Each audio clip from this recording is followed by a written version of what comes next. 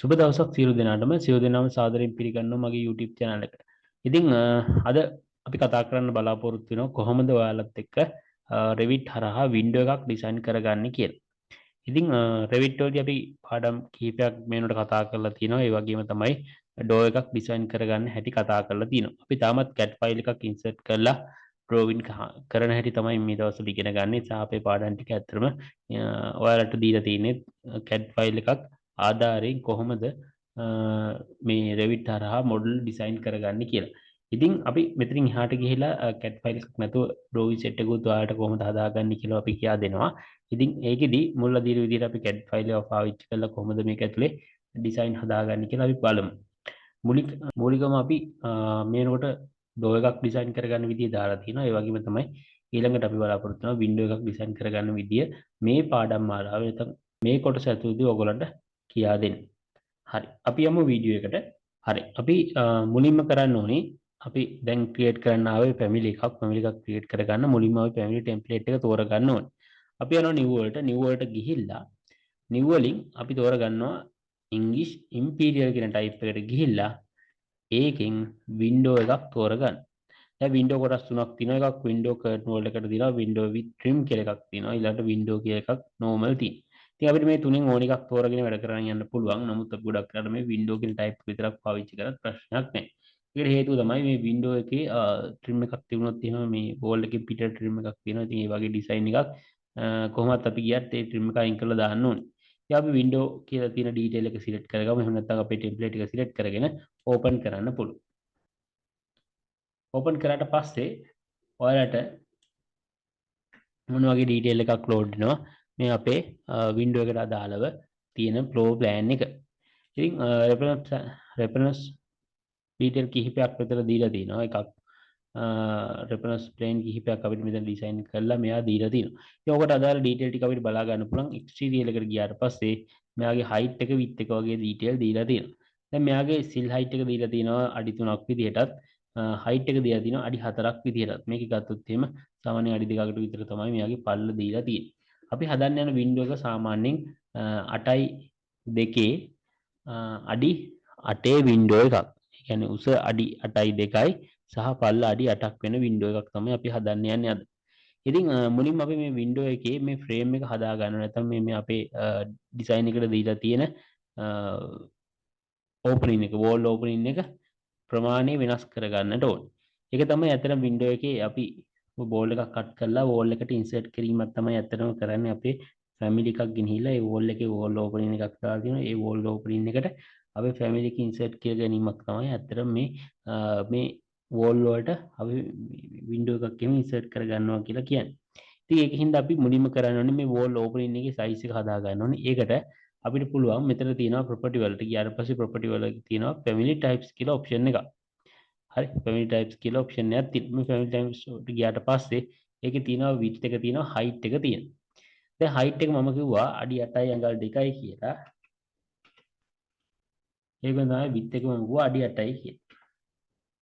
දීලා sill height එක අපි අයින් කරනවා 0 කරගන්න. 0 කරගෙන අපි okay කරනවා.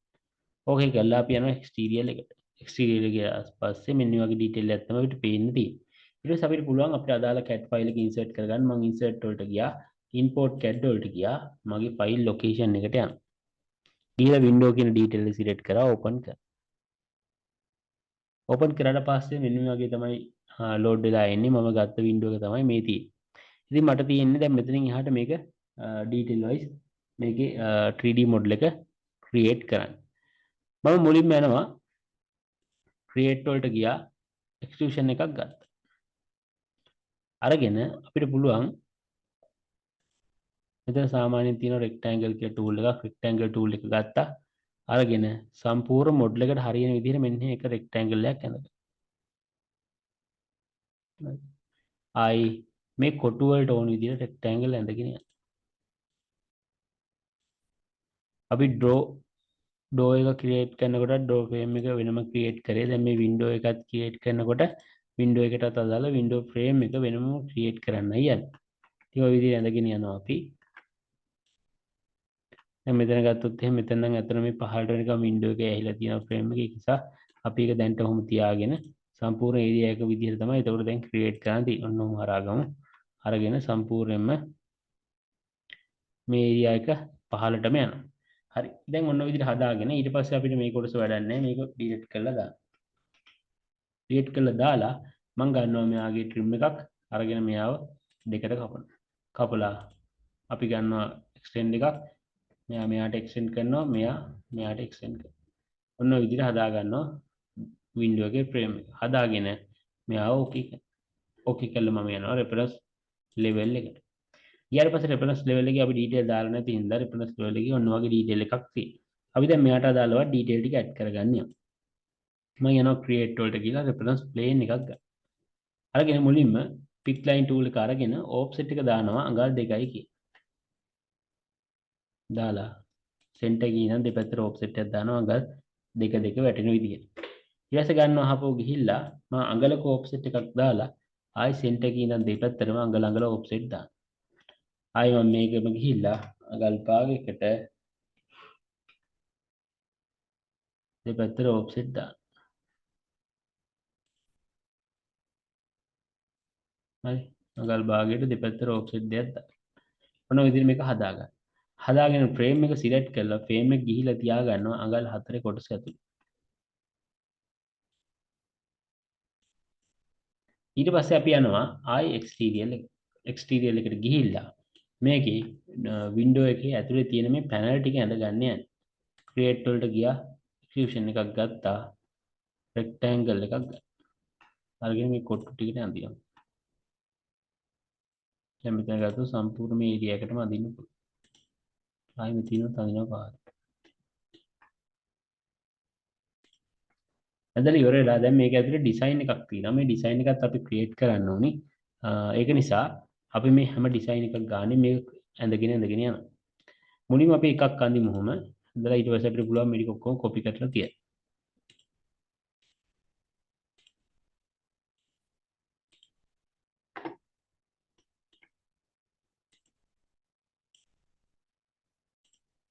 හරි. ඔන්න ඔය විදිහට ඇඳගෙන යන්න තියෙන්නේ. CAD ෆයිල් එක තියෙන නිසා කිසි ප්‍රශ්නයක් නැහැ. අපිට ඒකේ තියෙන ඩීටේල් ටික ක්‍රියේට් කරන්න විතරයි තියෙන්නේ.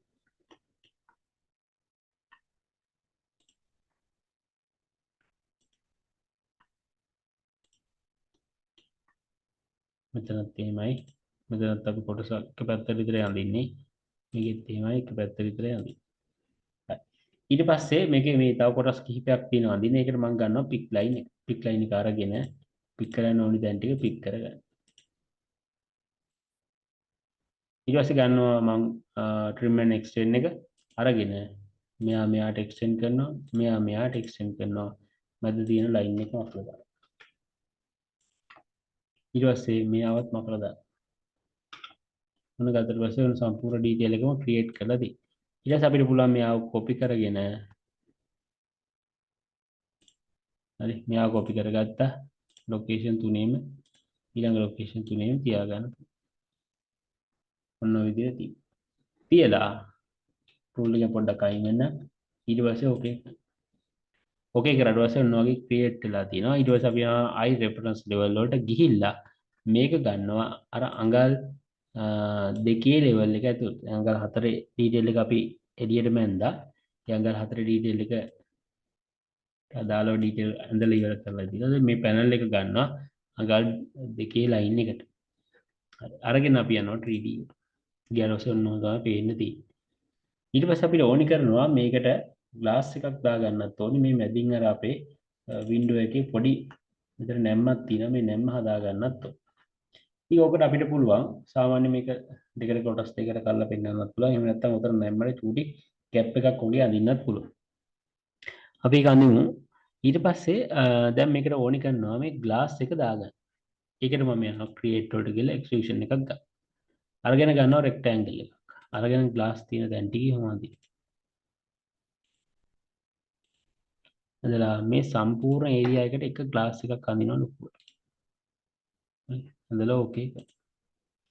ඕකේ කරලා යනවා රෙෆරන්ස් ලෙවල් එකට. ගිහිල්ලා මේක ගෙනහැර තියා ගන්නවා අඟල් භාගේ නැත්නම් පූර්ණ අඟලක වගේ සයිස් එකක් හැදුවා. අන්න ඒකට ගෙනල්ලා තියාගන්න. ඒක තමයි අතුලින්ම තියෙන ඩීටේල් එක.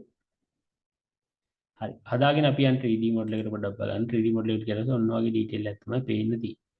ආයි මම යනවා එක්ස්ටෙන්ෂන් එක්ස්ටීරියර් එකට ගියා. ගිහිල්ලා මම ගන්නවා ක්‍රියේට් වලට ගිහිල්ලා එක්ස්ට්‍රූෂන් එකක් ගන්න. අරගෙන මම පොඩි බොක්ස් එකක් අරගෙන ඒ බොක්ස් එක මේ පැත්තේ නම්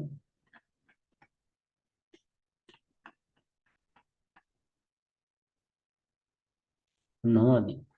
අද රෙෆරන්ස් ලෙවල් වලට ගිහිල්ලා මෙයා ඕකේ කළා. මෙයා දෙපැත්තට චුට්ටි චුට්ටක් අදින්න.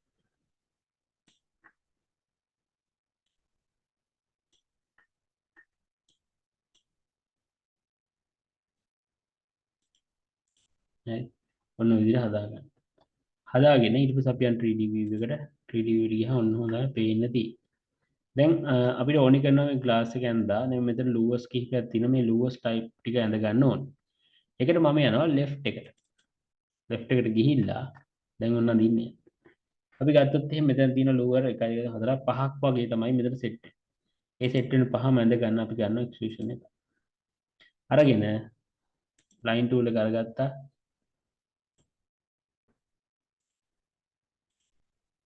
ඉතින් වගේ හැඩයකට ඇඳ ගන්න.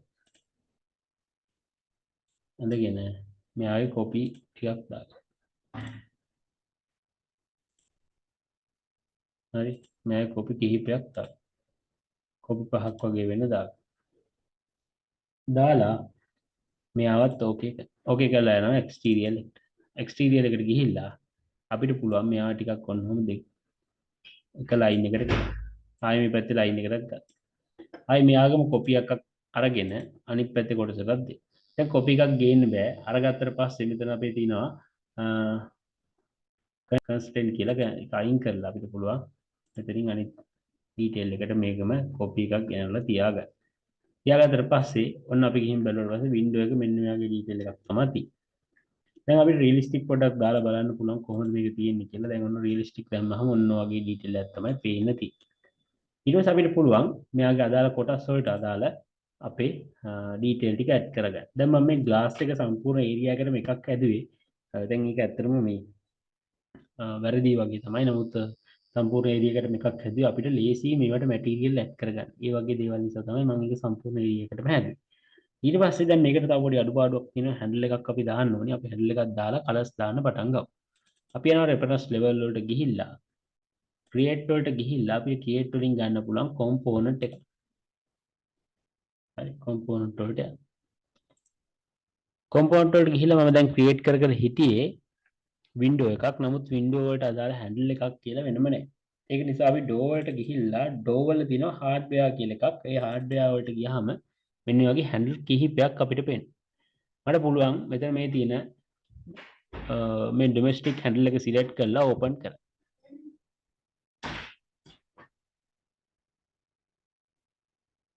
ඊට පස්සේ මම මේ ඩොමෙස්ටික් හැන්ඩල් එක හැමතැනටම වගේ ඔන්නෝම ඉන්සර්ට් කරනවා. හදාගත්ත ඩීටේල් එකම අපිට පුළුවන් ඒකම සිලෙක්ට් කරලා එයාම අනිත් පැත්තට මිරර් කරගන්න.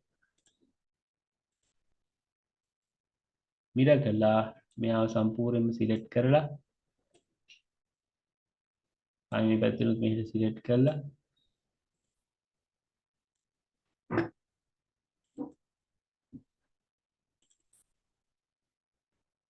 මෙයාගේ height එක වෙනස් කරනවා අඩි 3යි කියලා. හරි. ඔන්න අඩි 3යි කියලා වෙනස් කරනවා. හරි. දැන් ඔන්න ඔය විදිහට වෙනස් කරගත්ත ඩීටේල් ටික. දැන් අපිට පුළුවන් මෙයාගේ කලර්ස් ටික වෙනස් කරලා මේකේ ඇක්චුවල් ලුක් එකක් ගන්න. හරි ඔය විදිහට සිලෙක්ට් කරාට පස්සේ අපිට පුළුවන් මෙයාගේ කලර්ස් චේන්ජ් කරගන්න. මෙයාව සිලෙක්ට් කරා by කැටගරි වලට ගිහිල්ලා හරි.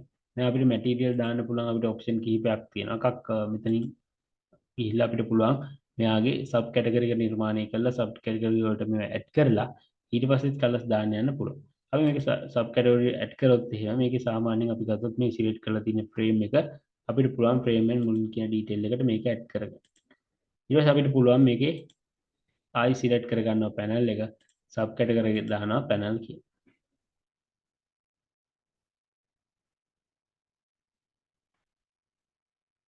හරි. දැන් මේකේ පැනල් කියලා ඩීටේල් එකක් නැහැ. ඔයාලගේ ඩෝ එකට විතරයි පැනල් එක කියලා ආවේ. දැන් අපේ මේකට ඩීටේල් එක පැනල් කියලා නැහැ. ඊට පස්සේ ග්ලාස් ටයිප් එකට ගිහින් බැලුවොත් ග්ලාස් කියලා ඩීටේල් එකක් මේ සබ් කර ඇතුලේ තිබුණා. ඉතින් ග්ලාස් ටයිප් එක දැන් මේ ග්ලාස් එක ඇඩ් කරපු ගමන් මේක ඇත්තට මැටීරියල් එක වෙනස් වෙලා එයාගෙන ට්‍රාන්ස්පරන්සි ගතියක් එනවා.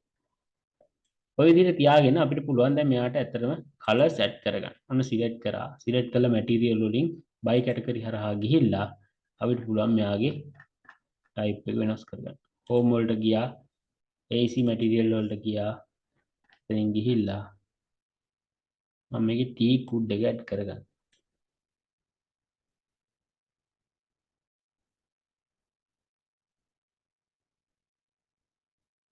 ටී කුඩ් එක සිලෙක්ට් කරා, මැටීරියල් ලිස්ට් එකට ඇඩ් කරගත්තා.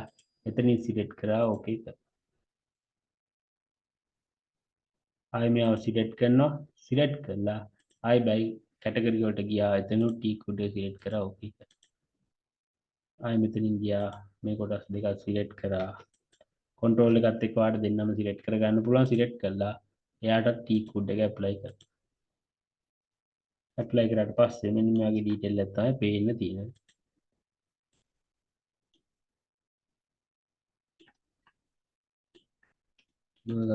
වින්ඩෝ එකක් විදිහට ඔන්නම තමයි පේන්න තියෙන්නේ. දැන් අපිට පුළුවන් මේක ලෝඩ් කරගන්න අපේ ප්‍රොජෙක්ට් එකට. ප්‍රොජෙක්ට් එක ලෝඩ් කරගෙන අපේ ඩ්‍රෝවින් වලට ඉන්සර්ට් කරගන්න පුළුවන්. ඉතින් ඔන්න ඔය විදිහට අපිට වින්ඩෝ එකක් ක්‍රියේට් කරගන්න පුළුවන්. ඊට පස්සේ අපි බලාපොරොත්තු වෙනවා මේ වින්ඩෝ එකත් අපේ දැන් ඩ්‍රෝවින් කීපයක් කරගෙන යනවා. මේ ඩ්‍රෝවින් වලට මේ සෙට් කරන විදිහ කියලා දීලා ඒ ඩ්‍රෝවින් එකත් කම්ප්ලීට් කරලා දෙන්න. හරි බොහොම ස්තුතියි අපි අද වීඩියෝ එකත් එක්ක එකතු වෙලා හිටියට. සියලු දෙනාට සුබ දවසක්.